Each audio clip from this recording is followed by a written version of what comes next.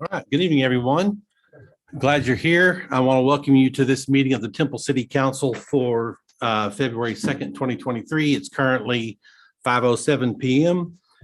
Please rise as Liz Caraway will lead us in the invocation, followed by the Pledge of Allegiance, which will be led by Jan Llewellyn. Most gracious Heavenly Father, I praise you for showing your presence in the ever-changing seasons and weather patterns. We thank you even for the cold winds which showcased your artistry, and now for the glorious sunshine that is headed our way. As we have witnessed the bitter temperatures and ice over the last few days, we reflect on the blessings and thanksgivings we have for our city, its leadership, and all city departments that operate with professionalism and integrity. But especially today, we are grateful for our first responders, police, fire, and emergency management for responding to our calls regardless of the weather conditions. And also, we are thankful for the men and women who work tirelessly for public works, streets, utilities, solid waste services, Transform Temple, Parks and Rec crews, and all other essential operations, including those departments working behind the scenes who have kept the city both functioning and safe for our residents. Be with our leadership tonight as they enter into a time of decision-making for our present city and for our future needs. In your righteous name, Jesus, I pray. Amen. In the pledge, I pledge allegiance to the flag of the United States of America and to the republic for which it stands, one nation, under God, indivisible, with liberty and justice for all.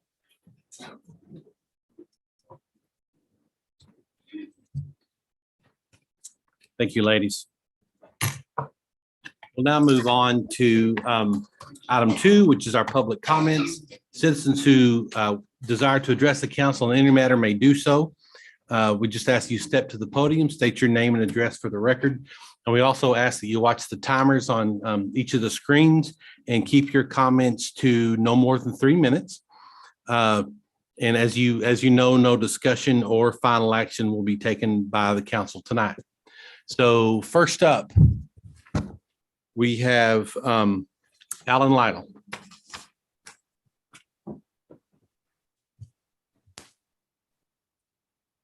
Thank you, Mayor. Alan Lytle, 504 Paseo del Plata here in Temple.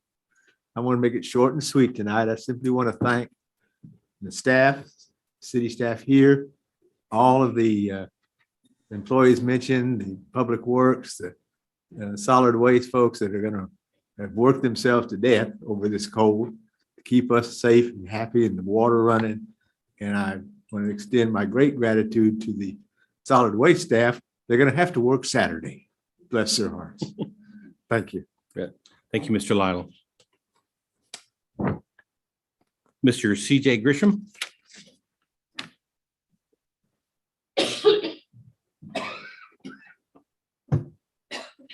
Good afternoon. CJ Grisham here in Temple, Texas. Due to recent death threats, I'm not going to give my address, but if you want it, just let me know. I'll give it to you. So I just wanted to cover a couple things. I have no complaints. You happy about that, I guess? But I wanted to bring your attention. I sent you all an email. I think I've been contacted by several of you that you've gotten it. I did talk to the chief. He's gotten it as well. So just something I wanted to bring up. We have, under the law, we have 2 types of case law. There's the binding case law, which of course comes from like the Supreme Court, or if you're in Texas, the Fifth Circuit and certain districts. And then you have what's called persuasive case law. That means that there's a case on point. It may not be in your jurisdiction, but there's a case on point in other jurisdictions that, should that issue come into your jurisdiction, could be looked at as, well, how should we handle it in this particular court? And we have that issue today with the case of Firearms Policy Coalition versus McGraw.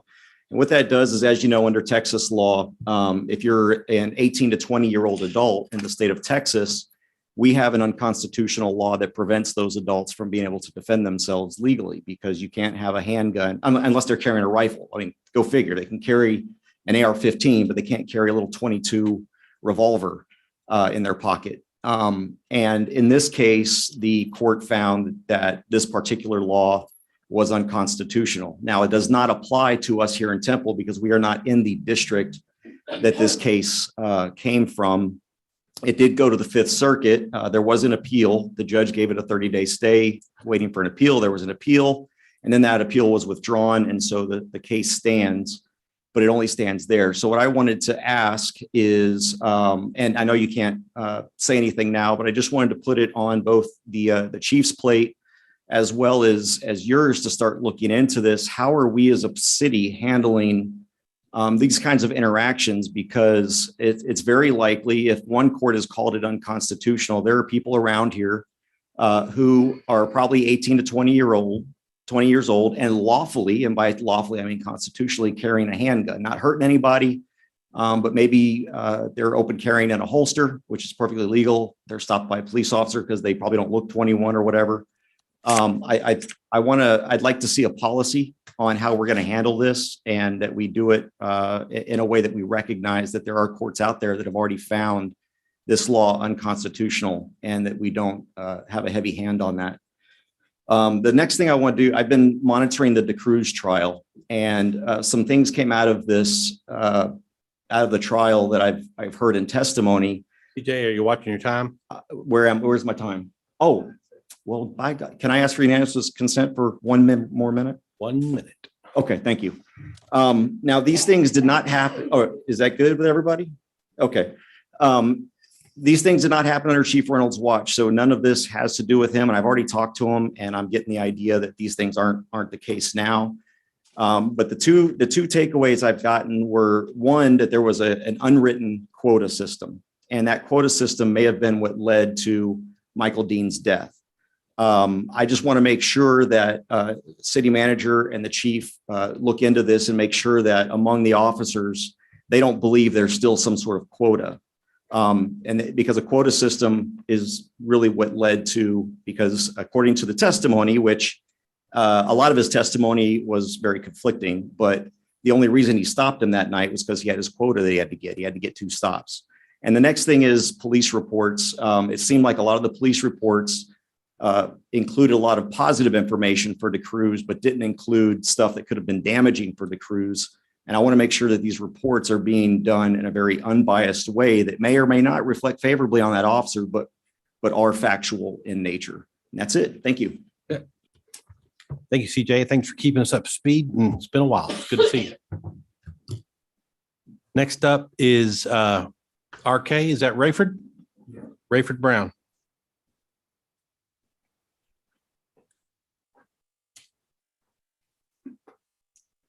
Rayford Brown, 64 Runway Lane, Temple. And Mr. Mayor, council, fellow citizens, I would like to pass on some information. We have been lied to by our government, by the CDC and other non-government organizations. The CDC is a pseudo government organization like the post office. It's not really part of the government. But Fauci, if you go to Robert F. Kennedy Jr.'s book, The Real Anthony Fauci, you will be absolutely terrified by the things that have happened in these, and the way that the big pharma has approved extremely dangerous drugs and medications. Report 54, infants and children under 12 given the Pfizer mRNA COVID vaccine 7 months before pediatric approval. 71% of adverse event cases classified as serious. January 31st, 2023, and this is from Clout, the War Room Daily Clout, Pfizer Documents Analysis Project, Post-Market Group, Team 1, and there are 3 MDs on this group, produced a shocking review of the pediatric data found in Pfizer document 5.3.6, cumulative analysis of post-authorization adverse event reports of, and it gives a big long number. It is important to note that the adverse events in 5.3.6 document were reported to Pfizer for only 90-day period starting on December 1st, 2020, the date the United Kingdom's public rollout of the Pfizer COVID-19 experimental mRNA vaccine product and no pediatric dose of the Pfizer product was approved for use during that time frame. What doses were they given? Was vaccine to these children since no approved dose existed?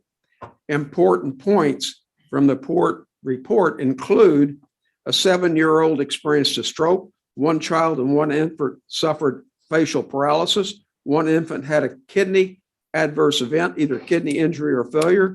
Of the 34 adverse event cases, 71% were classified as serious. Predominantly female patients were affected. Table 6, there were 34 cases in the pediatric individuals. 28 additional cases were excluded because they didn't meet pediatric subjects. Watch your And their time, age. Rayford. All right, so thank you. Yeah, thank you, sir. Next up is Elena Adelot.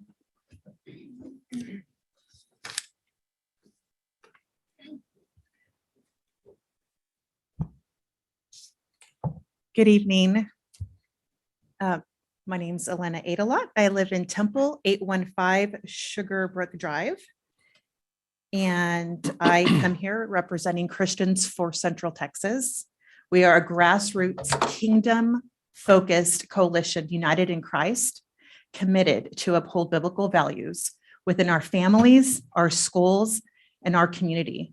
We believe the time is now to stand firm against perversion, wicked indoctrination, and corruption. With bold confidence, we stand our ground, taking back territory that the enemy is forcefully trying to occupy. With steadfast guidance of the Holy Spirit, an army is arising and proclaiming the kingdom of God's plan of salvation inspired by his love for all. I'm going to start off, and I'm just going to make this really simplistic here. Seems like that just reaches more people when we do that. And I would like to read a definition here for you. Let me. Stripper. Okay. A person who acts or dances in a seductive, prerogative manner and gradually removes their clothing piece by piece, especially accompanied by music. So the question here is who, what, when, where, and why. And my plea is, Mayor Tim, for you to protect our children. Because a few months ago at a public restaurant at Fajita King, this happened. A stripper was there taking clothes off. So let's see. Are you guys able to see this clearly? Do I need to pass it to you? What's in this picture? I see a restaurant. I see people in chairs. I see a drag queen with his legs open, fishnet hose, legs open, bulge showing. We have video and pictures of children, my neighbor's child handing money to this stripper at a Fajita King in Temple, Texas. This is not our community. I don't know, and I don't care who's bringing this stuff in, but it's your job to stop it. I am asking for you to get with the city attorney and to come up with a bill to protect our children from adult entertainment. Are you guys able to see this? Is this something you want to take your grandchildren to and your children to? And it's not in the name of DEI. This is not in the name of DEI. This is perversion and it's illegal.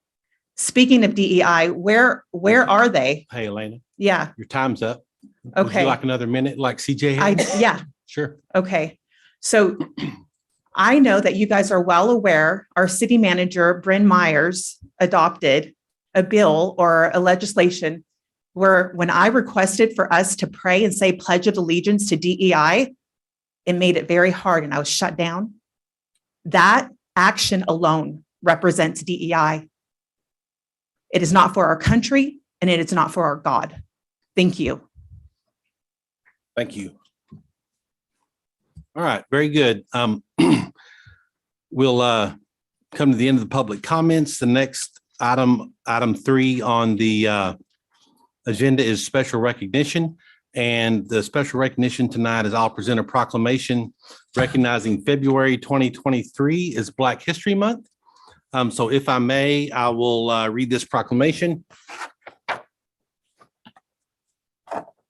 This proclamation reads, whereas 2023 marks the 97th year America has honored Black history. And whereas Black culture is integral to the culture of this community and to this nation. Whereas the contributions and accomplishments of the Black community should be recognized and honored.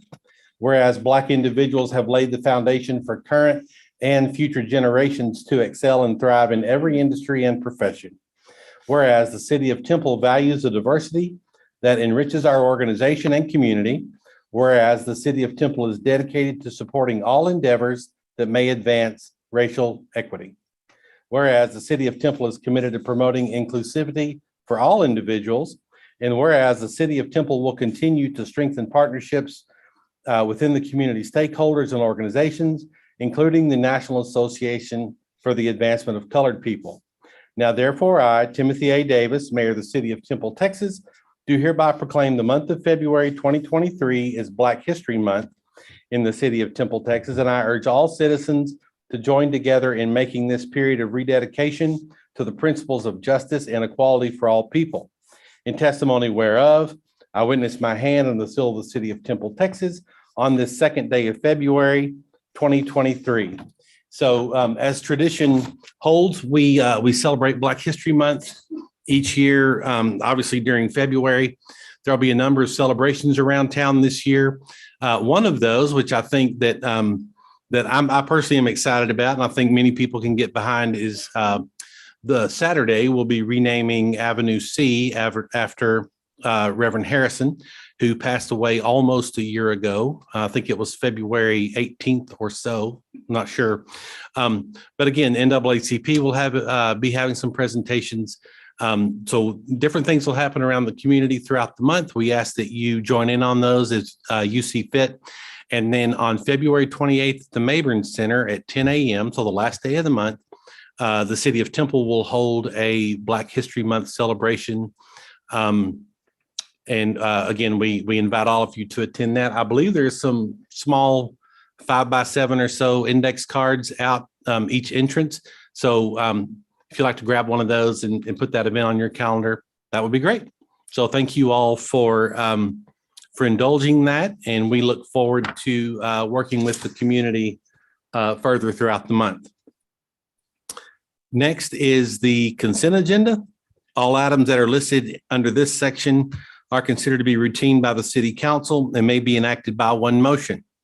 If discussion is desired by the council, any item may be removed from the consent agenda at the request of any council member and will be considered separately. So we have a couple of things tonight.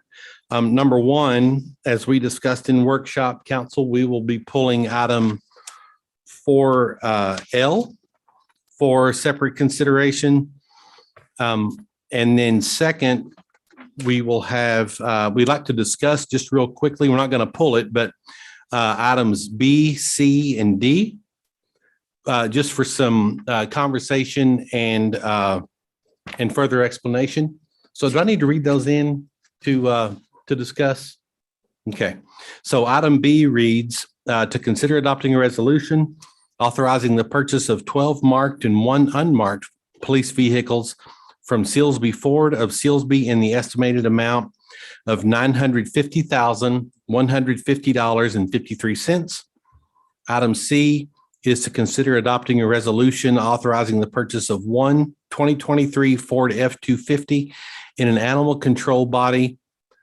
With an animal control body from Caldwell Ford, DBA Rockdale Country Ford of Rockdale in the estimated amount of $74,192.85.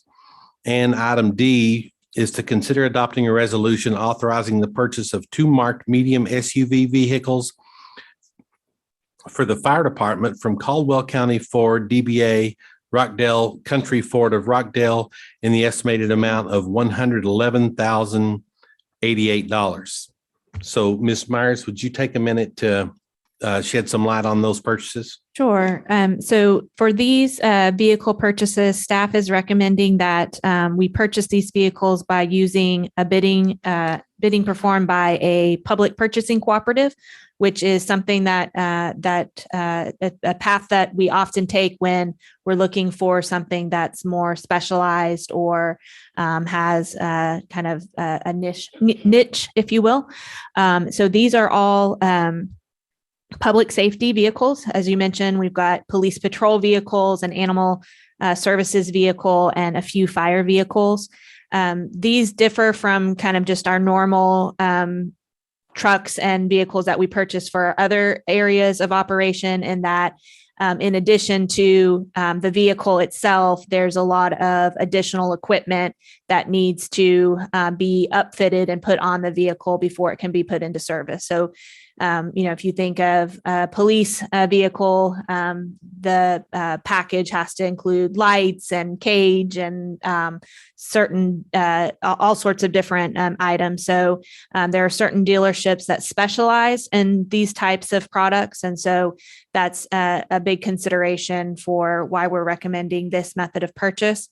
It's also saves us time, and with supply chain issues that we've experienced over the last several months, time is of the essence in order for us to get some new vehicles in, especially for our police department. And then thirdly, I would say that our local vendors do not specialize in these types of vehicles, and so do not typically participate in bidding processes on public safety vehicles that need to have extensive upfitting as these do. Very good. Thank you for that.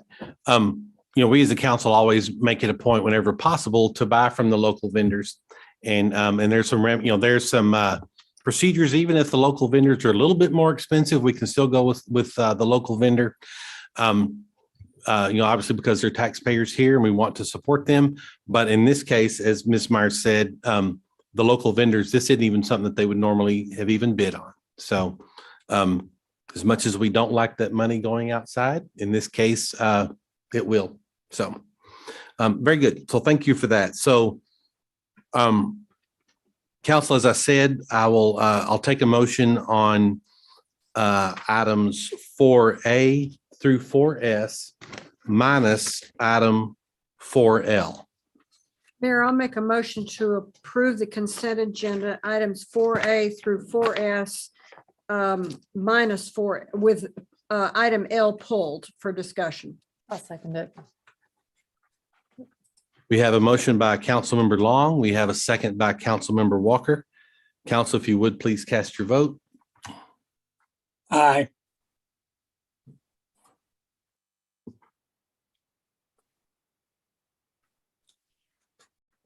The consent agenda, item 4A through 4L, 4S minus 4L passes 5 votes to 0. Item 4L is to consider adopting an ordinance authorizing a rezoning request from ag to single-family attached dwelling 3 on 11.82 plus or minus acres located in the city of Temple, Bell County, Texas, known as Bell County Tax Appraisal District Property Identification Number 25177 and addressed as 4202 Shallow Ford Road. Mr. Chandler. All right. Good evening, Mayor and Council. And so this was pulled for additional discussion, of course, approved at the first reading. And the developer has agreed to do a plan development, which can address some of the concerns that have been brought up by neighbors.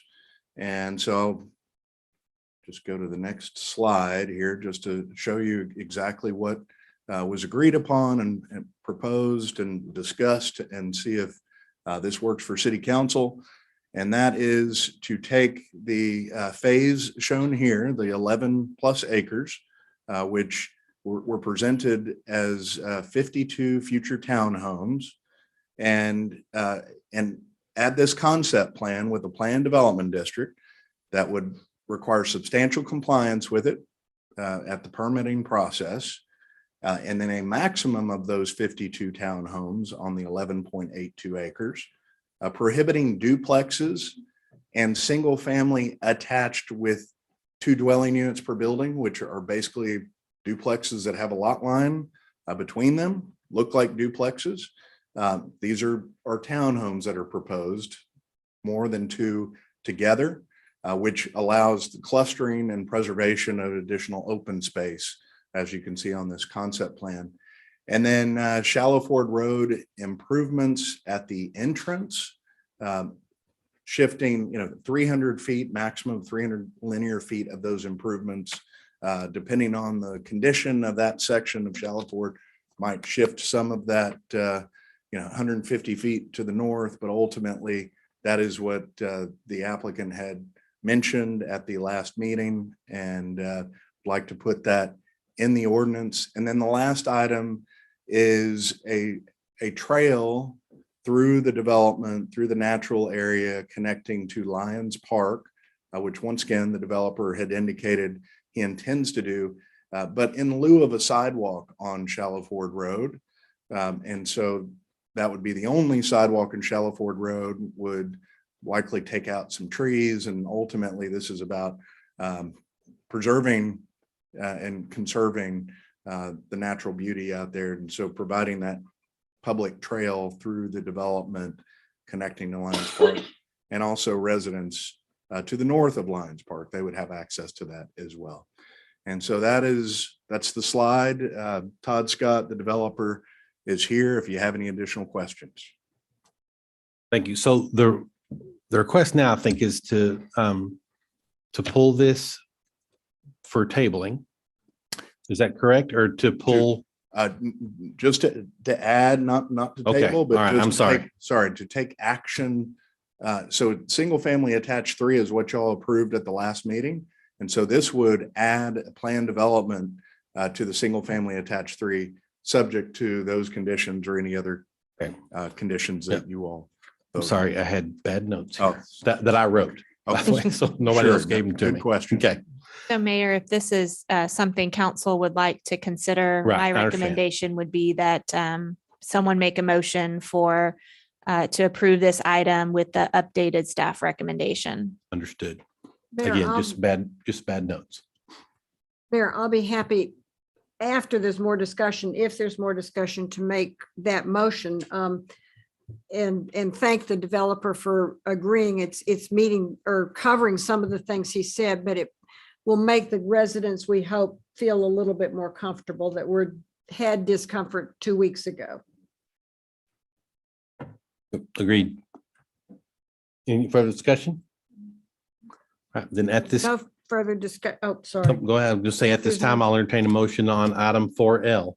Well, at this time, I will be happy to make that motion to approve item 4L as presented by Mr. Chandler, with the added condition that will a PD that will reflect the site plan as outlined on the screen.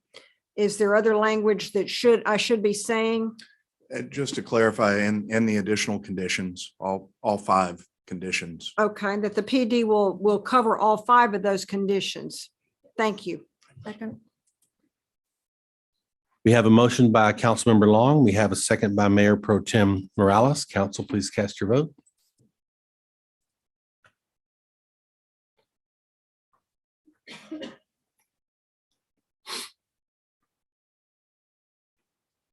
Williams, how do you vote?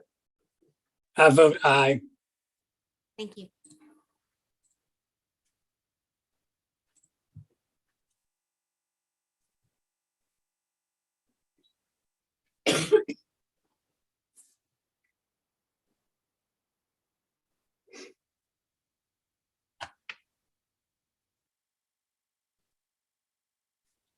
That's 5-0.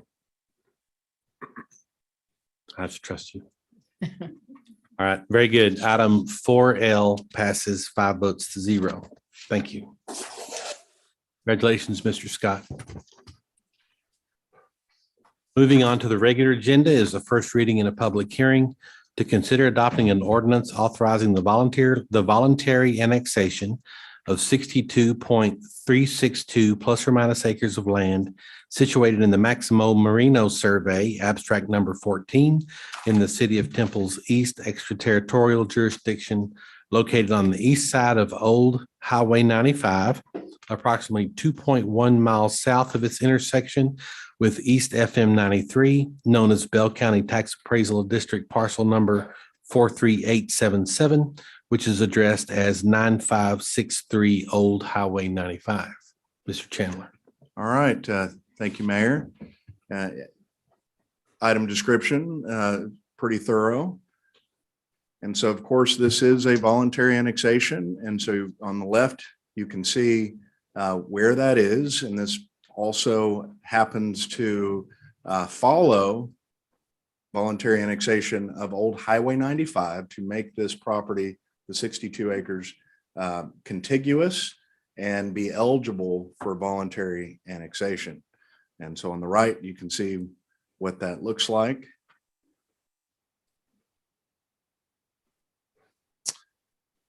And per chapter 43 of the Texas Local Government Code, of course, property has to be contiguous with the city limits. And once again, the annexation of Old Highway 95 allows this to be considered for voluntary annexation. And also per section 43 of the Local Government Code requires notification of affected entities. And I've highlighted the Academy Independent School District because this, of course, is within their boundaries. The superintendent is fully aware of this proposed annexation and development. This is intended for future residential development. And so Billy Harlan, the superintendent, has met with that developer. And so they're looking at the impact that would have on the school district.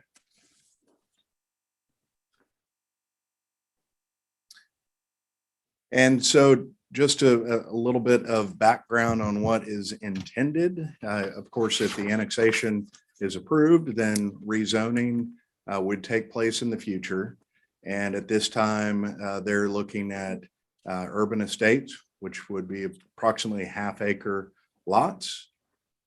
There are future phases that would be under consideration, but they're also in Little River Academy's extraterritorial jurisdiction. And so in order to come into our city limits, then there would have to be a swap of some sort working with them. So the property owner was offered the municipal services agreement, and which was accepted on January 6th. And was circulated to all departments, no issues. So staff recommends approval and happy to answer any questions that you might have. Thank you, Mr. Chandler. Council, any questions? All right.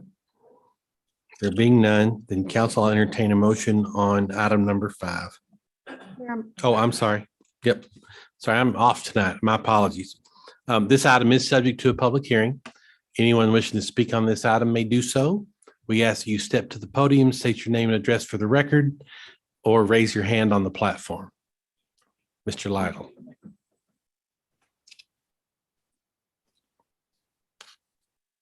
Alan Lytle, 504 Paseo del Plata. I'm a little confused. We're actually going to annex the road, Old Highway 95, just part of it. So then we will be responsible for maintaining just a small part of that road, which goes all the way from East 93 all the way into Academy. Oh, sorry. Good question. I was not clear that was a previous annexation, that section of Old Highway 95 to connect to this property to make it contiguous within the city limits. And so, yes, that section we are now responsible for maintaining, but that was a previous annexation that would allow for consideration of the annexation of these 62 acres per state law. We've done that before. This isn't the first time. No. Yeah. And also just to, it's not just that section that was annexed, but the city of Temple already had a good section of that roadway within its boundaries. So it's just adding a little bit on to the end of it. that would be, continue to be maintained by the city, and then the rest south would be by the county, or I don't know if any is in the boundaries of Little River Academy, but it would be by them. Anyone else in the crowd? Anyone on the platform? Okay. And at this time, I'll close the public hearing, and now I'll entertain a motion on item 5. Mayor, I'll make a motion to approve item 5 for the, as presented by Mr. Chandler. Second. Have a motion by Councilmember Long. We have a second by Mayor Pro Tem Morales. Council, please cast your vote. I vote aye.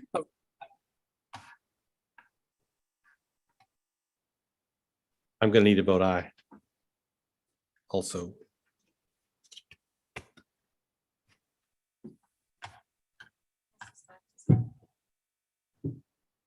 Item 5 passes 5 votes to 0.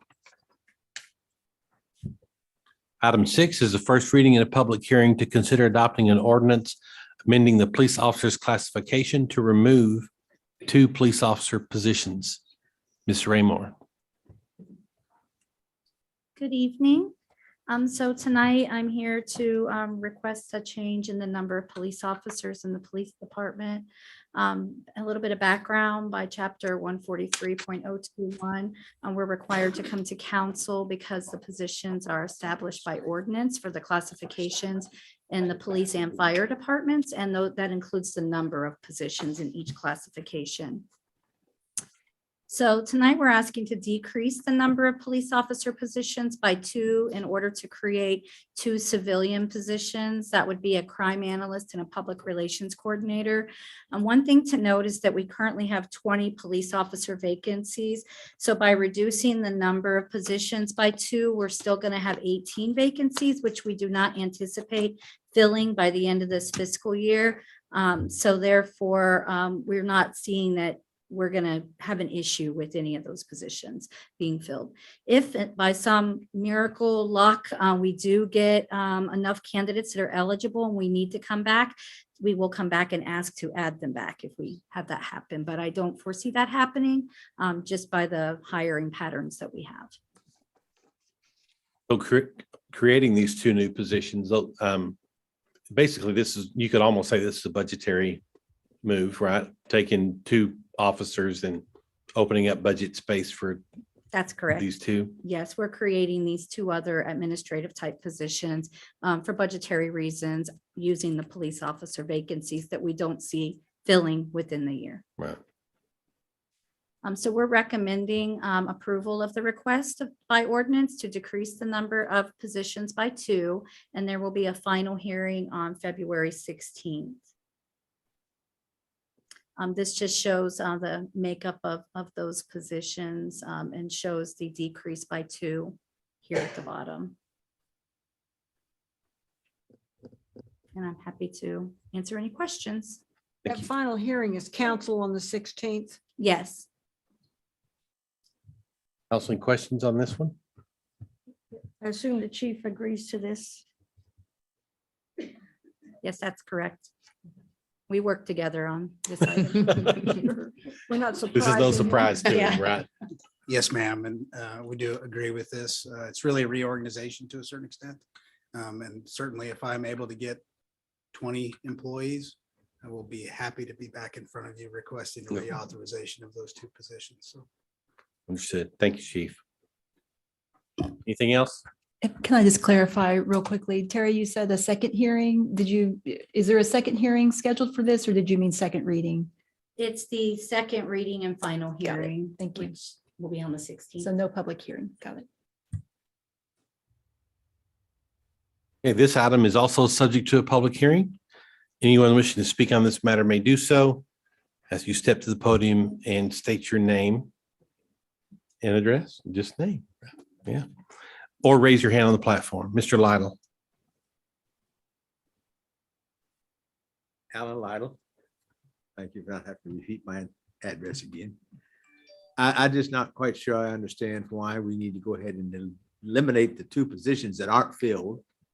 To simply add these 2 classifications hopefully be able to fill them.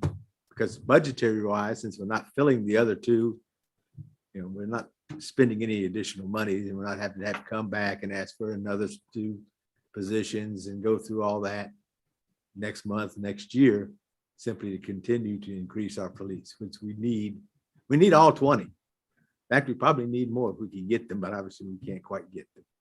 Thank you. Thank you.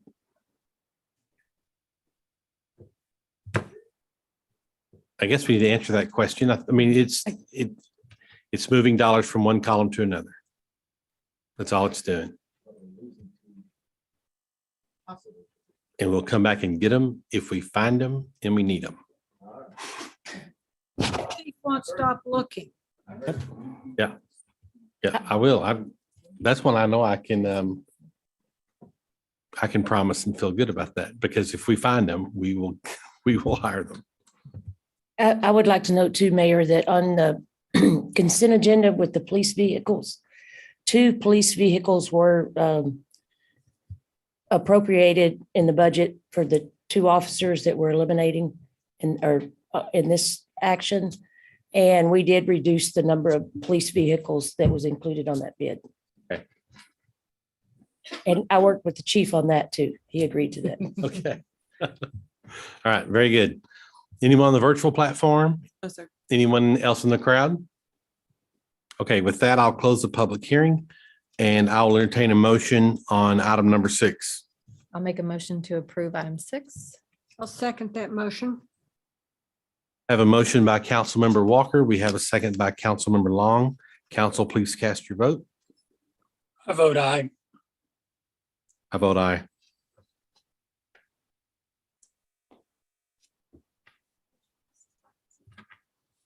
Item 6 passes 5 votes to 0. Moving on to item 7 is to consider adopting a resolution finding that 1.051 acre wastewater easement along a 2.164 acre and a 0.38 acre temporary construction easement located on property addressed as 8850 Adams Lane, Temple, Texas, Bell County, are necessary for the construction of the North and South State Highway 317 wastewater line project, and authorizing the use of eminent domain to condemn the easement interest pursuant to government code section 2206.053. Ms. Demers. Mayor, do you want to go ahead and read item 8, and then I'll do presentation for item 7, allow y'all to You bet. discuss and make a motion, and then Item 8 reads to consider adopting a resolution finding that 1.465 acres located at 8614 State Highway 317 in Temple, Bell County, Texas, is necessary for the construction of Lake Point Drive Extension Project, and authorizing the use of eminent domain to condemn the property pursuant to Government Code Section 2206.053. thank you, Mayor. Yes. So we'll start with Highway 317 wastewater project. And so tonight, this is just showing a site plan of the north phase. It kind of runs from just north of Lake Point Drive to kind of between FM 2483. Should have brought some glasses with me. State Highway 317. Just to kind of give you a general idea of where the north phase is located. And then the south phase, which is where we're focusing tonight, runs from Adams Lane up to Orion Drive. And where I have circled is the easement and temporary construction easements that are before you this evening. So it's a pretty good size easement that stretches across that property. And so the project for north and south requires 6 wastewater easements and 6 temporary construction easements from 4 property owners. We have acquired the easement interests from 2 property owners, and we are in negotiations with 1 more property owner. And so tonight, seeking authorization for condemnation to acquire the needed easement interests from the remaining property owner. This is a close-up of those easement interests. We need a 20-foot permanent wastewater easement and 2 50-foot wide temporary easement interests that run adjacent to the permanent one. The wastewater easement is just over an acre, and then 2 acre temporary construction easement, and then 1.3 acre temporary construction easement. We made the initial offer on July 7th of this year, and just compensation per the appraisal was $47,440. Never received any response or any kind of contact with the owner from that initial offer. Sent a final offer on November 17th. Again, no response. So I'm here tonight asking for authorization to move forward with an eminent domain action. And like I said, due to the lack of response and to keep our project construction schedule, asking for y'all to authorize eminent domain. So pretty quick on that one, but happy to answer any questions you may have. Has it been confirmed that the property owner is receiving the, Yes. just simply not responding? Yes. Okay. And Council, anything else? All right.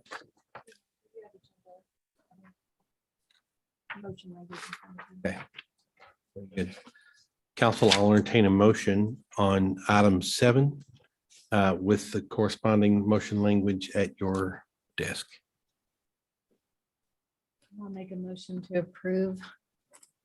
I move that the city of Temple approve resolution number 2023-0042-R and authorize the use of the power of eminent domain to acquire a 1.051 acre wastewater easement along with a 2.164 acre and a 0.38 acre temporary construction easement necessary for the construction of the North and South State Highway 317 wastewater line project, each being a portion of that called 81.2 acre tract of land recorded in an affidavit of heirship in volume 4607, page 147, official public records of real property, Bell County, Texas, and described in volume 873, page 260, deed records of Bell County, Texas, and located at 8850 Adams Lane.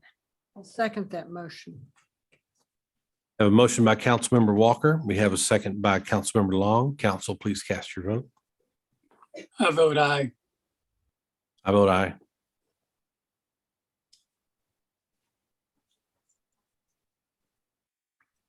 Item 7 passes 5 votes to 0. Council, I'll entertain a motion on item 8. Mayor, I'll do that. I'm sorry. I have to give it. Oh, sorry. I'm sorry. It's okay. I thought that was included. Me too. So the next presentation is for Lake Point Drive Extension. This, just to orient you, is at 317. We already have Lake Point Drive to the east. So this would extend it to the west. Lake Point High School, the new Belton High School, is there in the top corner. And so this would create an entrance into Lake Point. And the property there that is adjacent to 317 is the one that is before you tonight. So this, like I said, extends Lake Point Drive on the west side of Highway 317. It'll be designed to collector standards, which will provide 4 12-foot wide travel lanes with a vegetated buffer, an 8-foot wide pedestrian facilities, drainage conveyance, and lighting. It'll provide direct connections to Lake Belton High School and High Point Elementary. The design requires right-of-ways from 2 properties, which, because of the design and the width of the right-of-way, it is resulting in whole property acquisitions. And both properties do require the relocation of the occupants. And because of the relocation being necessary, even though it was only 2 properties, we did engage the services of stateside right-of-way on this one because of the specialization of relocation services. Did the appraisals, made the offers, and as well as the relocation studies. 1 property we have acquired and the occupants have relocated. And the remaining property has some interesting title challenges that actually cannot be overcome without authorization of eminent domain. really due to incomplete probates. There's a lot of unknown heirs, and so that's why we're asking council to authorize eminent domain. So it's actually been a pretty interesting series of events on this one. So the property is a total of 1.456 acres. We made an initial offer on June 1st. Total just compensation was $411,860. And just to kind of let you know why it was so high, it's future land use is considered corridor mixed use. And the highest and best use is commercial development for this property, which gives it a higher appraisal value at $6.50 a square foot. So it did come in pretty high. And we sent final offer letters to all known heirs on October 17th. Because throughout this process, there was a couple of rounds of initial offers sent because heirs were discovered. And actually, during this process, unfortunately, one family member passed away, which created more heirs. So it has been a little bit of a process just to even get to the point of sending final offers, and kind of knew that eminent domain would be a process on this. So here before you tonight to ask to move forward with that process. And so happy to answer any questions on this property. As we do this, as you will continue looking and searching to help these heirs, help work that out with them. What will happen is when it gets turned over to our outside counsel, he'll do some extra due diligence as well, but the court, once it gets filed, will appoint what's called an attorney ad litem to represent the unknown heirs. They'll try to find some as well, but they'll represent them in court and kind of basically represents them, tries to find them. When the special commissioners make their determination of the value, and we pay that into the registry of the court, each known heir at that point has to essentially make their argument to the court as to what they should be entitled to. So it is difficult when there's unknown That sounds heirs. fun. Yes. Yeah. And then there is an occupant, and then so stateside will continue to work with them to figure out, what they're entitled to as part of the acquisition, and then what their relocation supplement would be. And then we'll be able to maintain our timeline. Yes. Okay, thank you. Yes. So any other questions? I wonder if the known heirs will look for the unknown heirs. Mr. Mayor, Probably not. Mr. Mayor, Yes, sir. I would like to congratulate the staff. This has been a project that's been worked on for a pretty good while. And it's really important to the Lake Point subdivision and the traffic flow around that school. And I appreciate their effort and their success almost in getting it done at this point in time. Yeah, thank you, Wendell. Council, any further discussion? All right, there being none, then I will entertain a motion on item number 8. Mayor, I'll do that now since I tried to do it at the wrong point before. I move that the city of Temple approve resolution number 2023-0043-R and authorize the use of the power of eminent domain to acquire a fee simple title to a 1.456 acre property necessary for the construction of the Lake Point Drive Extension Project, being all of that called 1.32 acre in volume 3579 acre tract in volume 3579, page 704, official public records of Bell County, Texas, and all of that called 0.131 acre tract in volume 3579, page 707, official public records of Bell County, Texas, and located at 8614 State Highway 317. We have a motion by Councilmember Long. We have a second by Mayor Pro Tem Morales. Council, please cast your vote. I vote aye. I vote aye.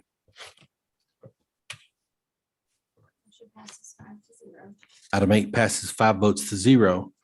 Item number 9 is to consider adopting a resolution appointing a member to the Temple Economic Development Corporation Board of Directors. Council, who spoke about in workshop. Mr. Scott Snell with Scott and White has been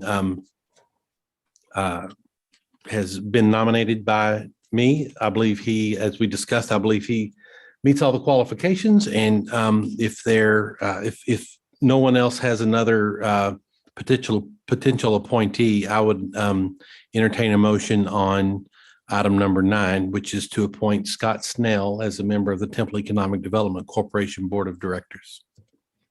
I'll move to approve Mr. Snell. Second, We have a motion by Councilmember Williams. We have a motion by Councilmember Walker. We have a second by Councilmember Williams. Council, please cast your vote. I vote aye. I vote aye. Waiting. Item 9 passes 5 votes to 0. At this time, I'll draw the regular meeting of the Temple City Council to a close. It is currently 6:03, and council will relocate to the third floor conference room and enter into executive session. Pursuant to Texas Government Code 551.071, the city council will meet in executive session to receive legal advice from the city attorney regarding matters covered by attorney-client privilege and to receive advice regarding the pending or contemplated litigation. No final action will be taken. Thank you all for attending, and this meeting is adjourned.